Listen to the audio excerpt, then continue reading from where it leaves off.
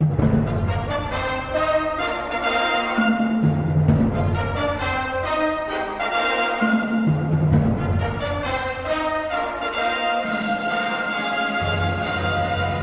everybody, and welcome back to Rugby Wrap Up. I'm Matt McCarthy at the Pig and Whistle on West 36th Street in New York City, and I have the pleasure of being here with head coach of Team USA's Men's 15s program, John Mitchell. John, the American rugby fan, doesn't know a lot about you.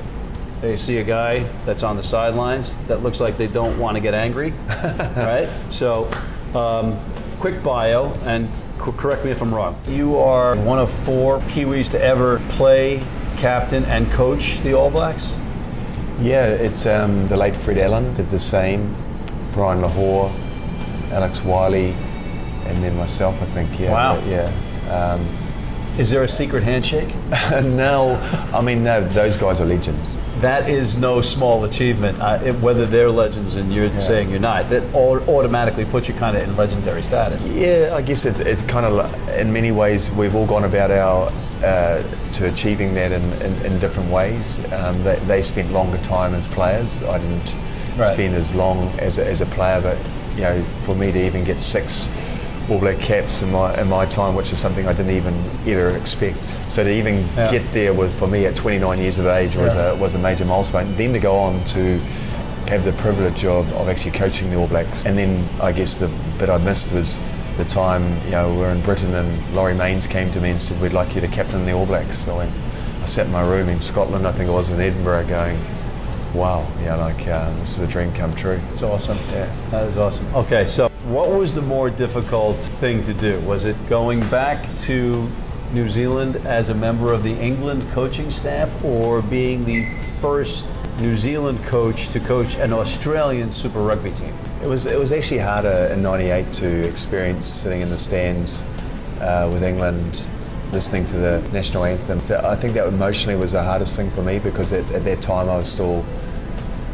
as much as I was enjoying the experience of developing a new career, I was still very much had my All Black and New Zealand heritage inside. But not to think that, you know, rugby was going to evolve and become so cosmopolitan as it is. So by the time I got to the Western Force, having gone through that emotional experience, like anything, it's timing. So my application, you know, I just had more experience than the other applicants. Right. And also just that falling short with the World Cup, I was very hard on myself. Went back and coached my province, but that wasn't Waikato. As much as that was an emotional decision and there was that connection, it just wasn't fulfillment. And I for some reason, I needed to prove to myself, and I think I fell into the problem of actually trying to prove to others actually I could get success with a new side. You're actually having to teach a community that wasn't really rugby focused, if you like. They had to coexist with 2 AFL teams in the province, and it was obviously a very big cricket province. For the folks at home. Yeah, so I mean, presenting a new side to a province was good fun. Yeah, it was a good experience. So you took that experience and you went to South Africa. Golden Lions? Yeah. Is that right? Am I getting this right? Well, I mean, the Western Force, you know, fell into trouble with some difficulty commercially, which affected players and staff, and eventually, you know, performance was compromised, and so I really had no choice but to leave. And now going to a province that was struggling terribly in South African rugby, so my mates are going, "What are you doing? You know, like, why are you taking on this?" And I say, "Well, it's nice weather." Yeah, it's nice weather, but I thought, well, actually, I those sort of challenges don't scare me. You know? Yeah, never have.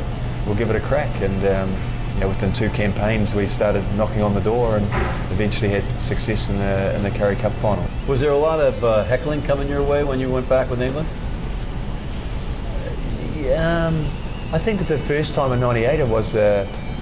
Kiwis looked at you like strangely, you know, like going, "What are you doing coaching the enemy?" Did you wear a nose and glasses?